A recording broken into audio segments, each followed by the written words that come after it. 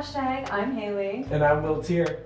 And today we're going to be talking about the Overwatch League and specifically the Boston Uprising. And their chances for the playoffs. I love the Overwatch League because it's a really entertaining way to watch people play a video game that I love, and it has a really great community around it. To explain, the Overwatch League is the esports league created to play Overwatch. So there are multiple teams around the globe for their respective cities, much like you see for any other professional sport. But what we're here to talk about is the Boston Uprising. Will and I are both huge fans of the Boston Uprising because we're both from Massachusetts, and it's been really fun to watch their underdog story from the first season all the way up until now. They've had a pretty rough time, to say the least, throughout most of the season.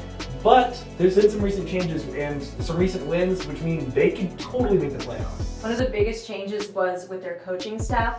The Boston Uprising have definitely had an up and down career throughout their entire history in the Overwatch League, starting off in the first season, having a great track record, and then when they let their head coach go, they were in a bit of a rough patch. And finally, this year, we have changed the coaching staff up again, and it looks like this change is for the better. But the other big change is putting my favorite player, Punk, back in. Punk has been out for a little bit and sidelined for reasons we don't really know because of the coaching staff. But most games that Punk is in, he wins for Boston. And now that he's back, he's been winning. So before we get to the playoffs, they have 4 games left, which will very much decide where we think we're going to get into the playoffs and how well they're going to do. So our next match will be against Washington Justice, Paris Eternal, the New York Excelsior, and the Los Angeles Gladiators. So how are you feeling with those? I feel pretty good about those. I think Los Angeles Gladiators is definitely going to be a little bit more difficult of a match, but I think we have been